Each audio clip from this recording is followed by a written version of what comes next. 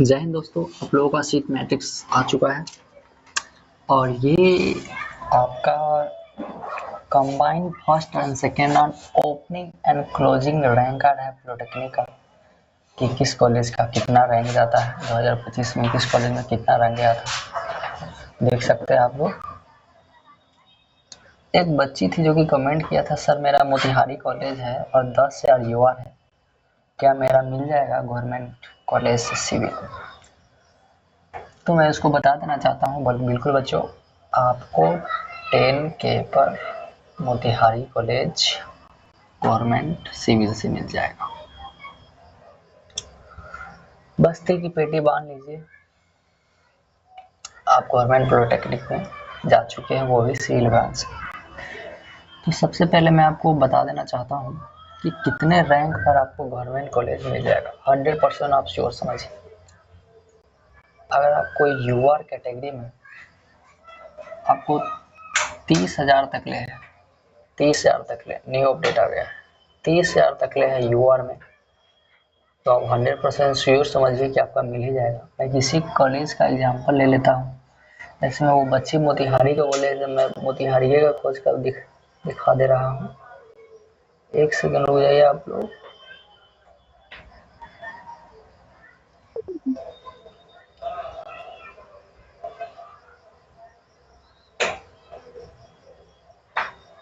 Motihari college यही है, हाँ। मोतिहारी कॉलेज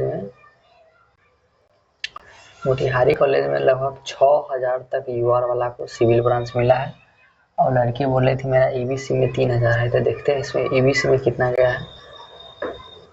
ईबीसी में इस कॉलेज में 2600 तक गया हुआ है। तो बच्ची आपको मिलने का चांस थोड़ा कम है, देख रहे हैं, क्योंकि उस कॉलेज में सिविल ब्रांच का कट ऑफ थोड़ा सा हाई गया है।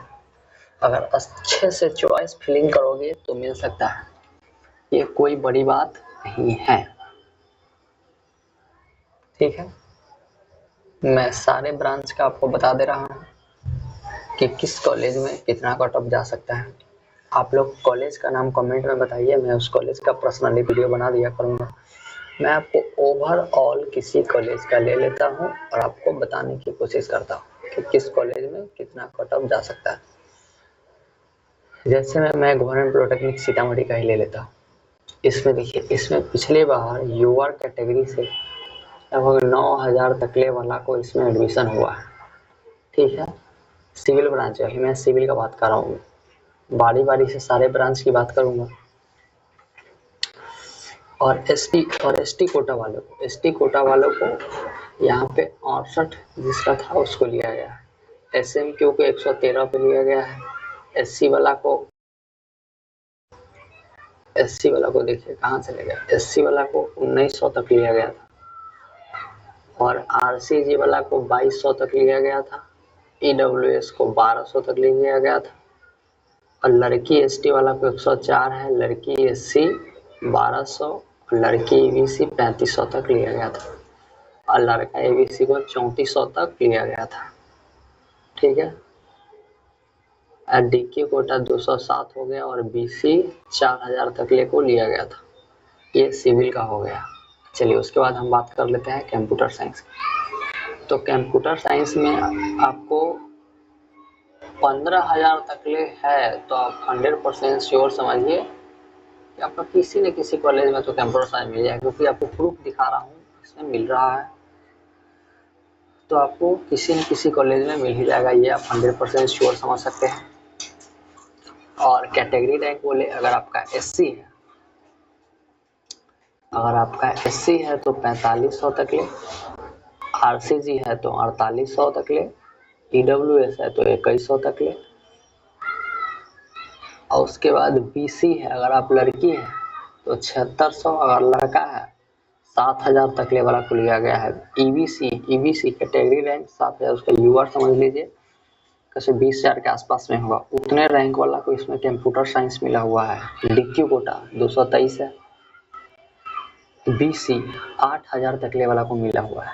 तो आप 100% श्योर ही समझिए, अगर आपका किसी कैटेगरी से अगर आप बिलोंग करते हैं, बीसी ईबीसी या किसी कैटेगरी से, आपका यूआर में लगभग 50,000 तक ले भाई है तो कोई ना कोई कॉलेज मिल जाएगा। अगर आपको रिजर्वेशन किसी न किसी कोटा से मिल रहा है तो, क्योंकि कोटा से रिजर्वेशन है तो ये कोटा का भी कट ऑफ यहाँ पे निकलता है,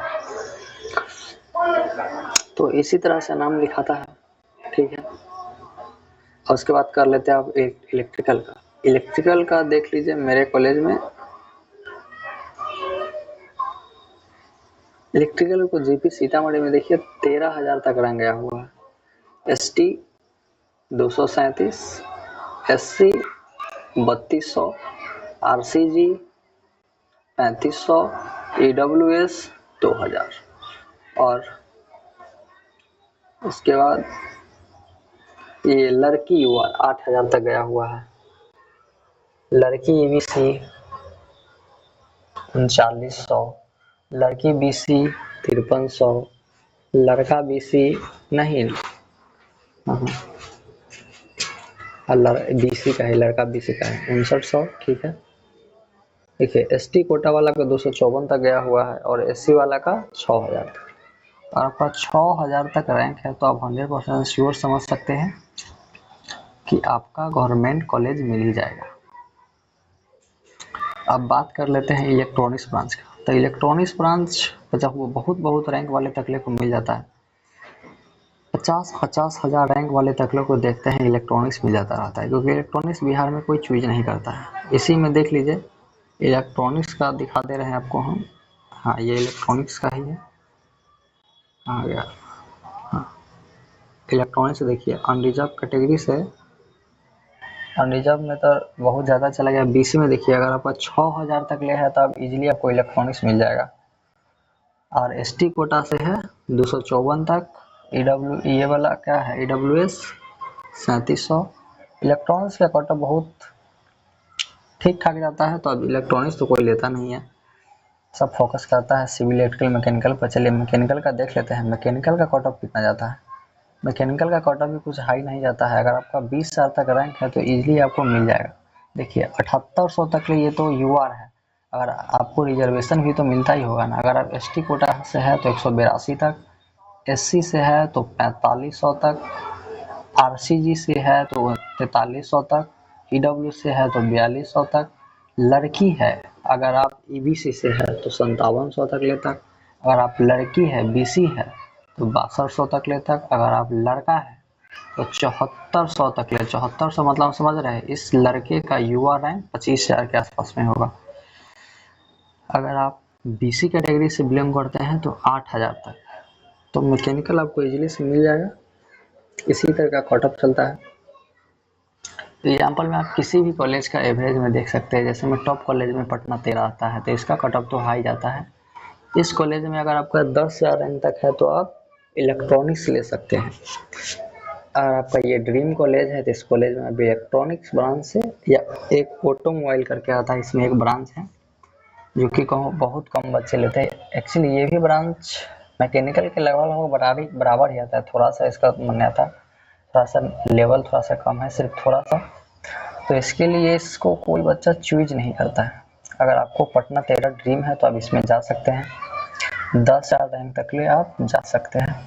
अब इसी में देख लीजिए, देखिए ऑटोमोबाइल कंपनी में 14,000 तक ले वाला लिया हुआ है, मतलब उनका 14,000 रैंक है, फिर भी आप पटना 13 में पढ़ सकते हैं। ऑटोमोबाइल कंपनी ये भी मैकेनिकल का ही है, जो मैकेनिकल वाले फॉर्म भर सकते हैं अभी भर सकते हैं, लेकिन पता नहीं है कोई क्यों नहीं लेता है।